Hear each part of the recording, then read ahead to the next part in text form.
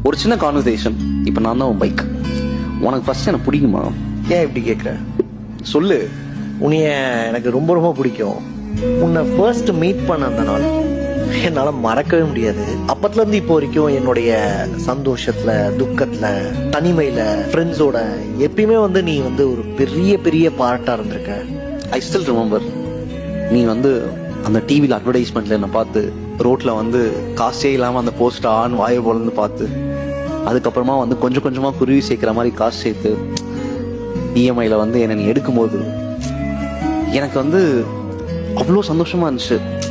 ஒருத்தர் என்னை தேடி வராங்களா, என்னை எடுத்து அவங்க லைஃப்பில் வச்சுக்கணும்னு சொல்லிட்டு அவ்வளோ ஆசைப்படுறாங்களா அப்படின்னு சொல்லிட்டு ரொம்ப சந்தோஷமாக இருந்தேன். அப்போலேருந்து இப்போ வர எனக்கு ஒரு பெரிய ஃபேமிலி கிடச்சிருக்கு. நீ என் லைஃப்பில் வந்துட்டதுக்கப்புறம் இதுக்கு மேலே எல்லாமே சூப்பராக நடக்க போகுதுன்ற ஒரு நம்பிக்கை வந்துருச்சு. ஸோ நீ இல்லைன்னா என் வாழ்க்கையில் நிறைய விஷயங்கள் மிஸ் ஆகிருக்குன்ற மாதிரி தோணுது. ஸோ அதனால் அதுக்கு ரொம்ப பெரிய பெரிய தேங்க்ஸ் சொல்லிக்கிறேன். And at the same time நான் உங்ககிட்ட சாரியும் சொல்லணும்னு ஆசைப்படுறேன். ஏன் நிறைய நேரங்களில் பஞ்சர் ஆக்கி நிறைய இடங்கள்ல தள்ள விட்டு அண்ட் இதெல்லாம் தாண்டி நிறைய நேரங்களில் உன்னை விட்டுறலாம், மேபி கார் வாங்கிடலாமோ அப்படிலாம் தோணிருக்கு. அதுக்காக சாரி சொல்லணும்னு தோணுது.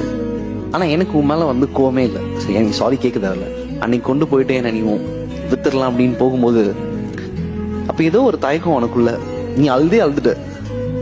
நீ திருப்பி என்கிட்ட ஓடி வந்தப்போ எனக்கு அதை எப்படி எக்ஸ்பிளைன் பண்றதுன்னே தெரியல. நான் உங்ககிட்ட ஒன்று கேட்கணுமா? இப்போ கேளு.